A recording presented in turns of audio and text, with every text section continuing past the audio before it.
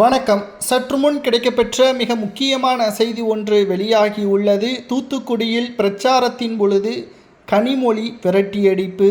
நண்பர்களே, இந்த வீடியோவிற்கு ஒரே ஒரு லைக் மட்டும் சப்ஸ்கிரைப் பண்ணிருங்க. கடந்த 5 ஆண்டுகளாக திமுகவின் ஆட்சி மிகவும் மோசமாக இருந்தது. மக்களவை தேர்தலின் பொழுதும் கனிமொழி அவர்கள் தூத்துக்குடியின் எம்பியாக அவர் சொன்ன வாக்குறுதிகளை மீண்டும் நம்பி வாக்குகளை செலுத்தினார்கள். ஆனால் இன்று வரை எந்த ஒரு நலத்திட்டங்களும் தூத்துக்குடிக்கு செல்லவில்லை. மீண்டும் சட்டசபை தேர்தலில் 414 வாக்குறுதிகளுடன் தூத்துக்குடியில் கனிமொழி அவர்கள் பிரச்சாரத்திற்கு சென்றுள்ளார். மக்கள் எல்லையிலேயே கனிமொழியை சுற்றி வளைத்துள்ளனர். மேலும் போலீஸ் பாதுகாப்புடன் சில பகுதிகளில் மட்டும் பிரச்சாரங்களை மேற்கொள்வதற்கு அனுமதி வழங்கப்பட்டது. அதுவும் திமுக இருக்கக்கூடிய பகுதிகளில். மற்ற பகுதிகளில் உள்ளே விடாமல் கனிமொழி அவர்கள் விரட்டியடிக்கப்பட்டதாக தகவல்களையும் நம்மால் பார்க்க முடிகிறது. ஏனென்றால் ஒரு கட்சி என்றால் வெற்றியடைந்த பிறகு சொன்ன வாக்குறுதியை நிறைவேற்ற வேண்டும். ஒரு முறை அல்ல, மிகவும் 2 முறை சட்டசபை தேர்தலிலும் திமுகவை வெற்றியடை வைத்தார்கள் தூத்துக்குடி மக்கள். அதே சமயம் கனிமொழி அவர்கள் மக்களவை தேர்தலின் பொழுதும் தூத்துக்குடி மக்கள் வெற்றியடைய வைத்தார்கள். 2 முறை வாய்ப்புகளை கொடுத்தும் அந்த அப்பாவி மக்களுக்கு இதுவரைக்கும் தூத்துக்குடியில் எந்த ஒரு நலத்திட்ட உதவிகளையும், கிட்டத்தட்ட மழையால் அங்கு பாதிக்கப்பட்ட பொழுது கூட நிவாரணங்கள் சரியான முறையில் தமிழக அரசு வழங்கவில்லை என்ற குற்றச்சாட்டுகளும் முன்வைக்கப்பட்டு வந்தது.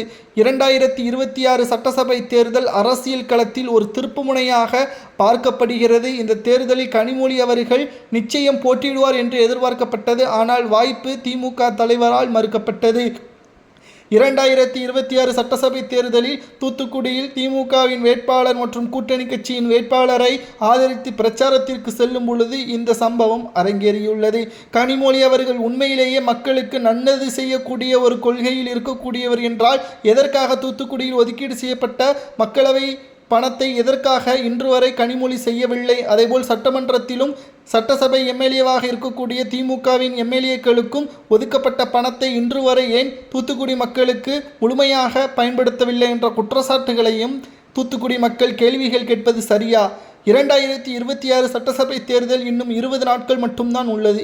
திமுக செல்லும் இடமெல்லாம் அவமானங்களும் ஏற்படக்கூடிய நிலையில் தற்பொழுது தூத்துக்குடியிலேயே கனிமொழி அவர்களுக்கு ஏற்பட்ட இந்த அவமானம் நிச்சயம் எதிர்பாராத ஒரு திருப்பமாகத்தான் இருந்திருக்கும். 2026 சட்டசபை தேர்தல் அரசியல் களத்தில் ஒரு 5 முனை போட்டி என்று கூறப்படக்கூடிய நிலையில் கனிமொழி அவர்களது இந்த சம்பவத்தினால் திமுகவின் மற்ற தொகுதிகளில் பிரச்சாரத்தை தற்பொழுது சாதகமாக பயன்படுத்தி கொள்ள வேண்டும். அதுவும் திமுக இருக்கக்கூடிய பகுதிகளுக்கு மட்டும் சென்றாலே போதும் என்றும் அறிவுரையும் வழங்கப்பட்டுள்ளது. தூத்துக்குடி மக்கள் செய்தது சரியா தவறா என்பதை மக்களாகிய உங்களது கருத்துக்களை கமெண்டில் கூறுங்கள்.